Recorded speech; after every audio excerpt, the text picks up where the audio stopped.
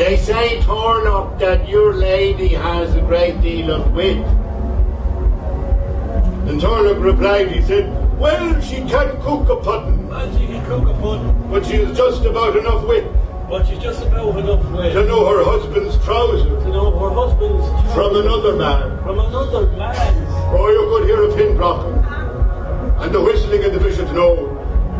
And the scraping of the cutlery on the plate. And then to make matters worse, Carolan began eating with his fists. Now, don't apologise, said the bishop. They say that fingers were made before forks, and hands before knives.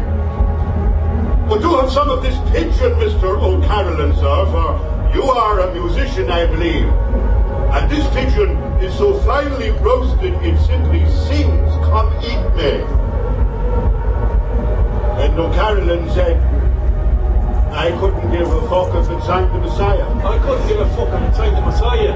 He said, I don't hate birds. I don't hate birds. The birds is a very melancholic name. Birds is an awful melancholic name. Well, we had preserved oranges when the meats were finished. And O'Carolan went away to piss. And in his absence, Mrs. Winters said, she said, oh, she said, did anybody see how he stared at us all?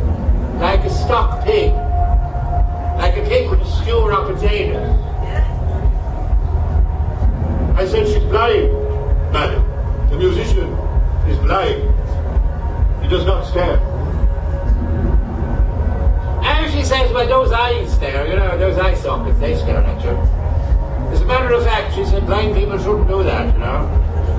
Blind people shouldn't turn their head and stare at you without eyes. Quite rude to stare if you don't have eyes. And then when he returned, we were discussing the quality of the drink. How do you like our malt up here in Dublin, Mr. O'Carolan, or they say 'tis well hot? Well, he said it's not watery. It's not watery. It must have hopped into the fucking river. It must have hopped into the fucking river. And it didn't stop him drinking buckets of it until he fell asleep.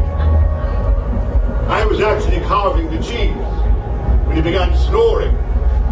And the bishop came round, he had to poke him in the ribs with his fingers.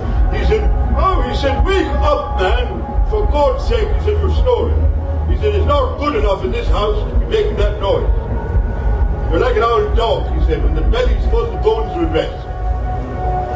And O'Carolan woke up, but he was furious. He insisted on leaving the room, going into the library, playing melodies upon the harp. Nothing we could do about it. Gentlemen all rose up and the great musician departed our company.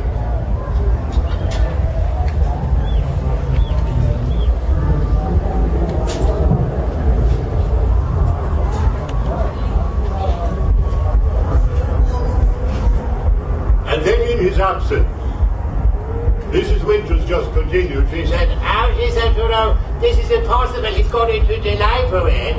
And we ladies have nowhere to go now to drink our tea. And the bishop said, again, you know, he was snoring so loud, I thought he was driving his pigs to Colony Fair. Oh!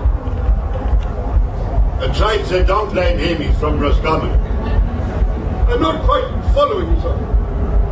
Well, you see, he's a homo rusticus, he's a country from Roscommon. And the point is, Bishop, that nobody can make a silk purse out of a sow's ear. Ha ha ha! They all laugh. But I said, Mr. Klein, you sneer at him. And yet Turlough O'Carolan is the silk. The silk among us is in that fellow's music. And Mrs. Winters said, well, she said, I must say, I can't say I've ever really enjoyed his rather melancholic music. And that, says I, madam, is the pig's ear.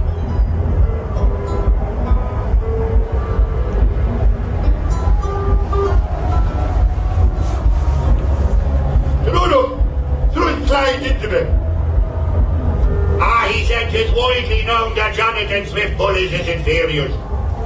Yet if you were to meet him like a man, the dean would quail before you. He wouldn't have the pluck to reply. And then years later, Jonathan Swift might have written a foul epigram about you. He might have watched for you in the sewer and come to say you with a coward's blow and a dirty bludgeon.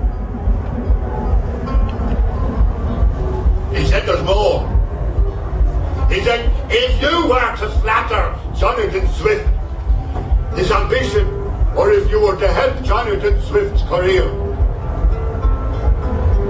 then Jonathan Swift would be the most delightful country in the world, Jim.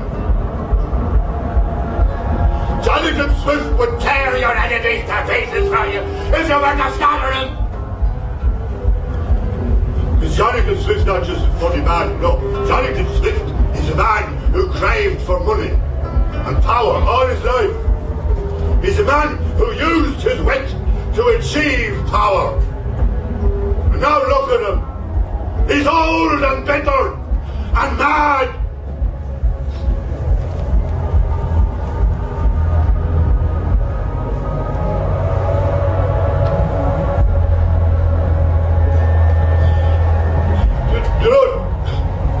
You know, Mr. Klein, you know what he did? He walked over to the mantelpiece and he tied his arse to the fire. And he started admiring the back of his long hands like a woman. Look at me, sir, when I'm speaking. Look at me. I have as fierce a beak and talon as ever struck. I have as strong a wing as ever beat.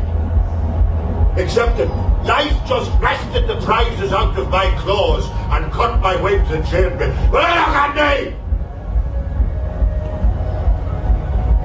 Gaze, and not without some pity, and a lonely eagle that is chained in a cage.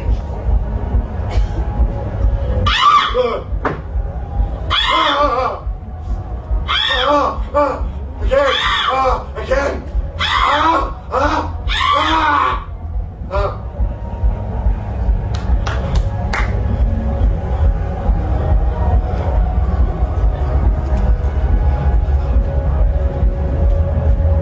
I love you, he's dead. I love you, John. I love you, I am alone. A sad smile on my face. Happiness become a dream. And myself alone. Outside, the rain is falling. Here, I'm reduced to dust alone. I am alone. Among so many people, you are float on my mind. And keep me alone. Ah, myself and my freedom walk together alone. But when I say still,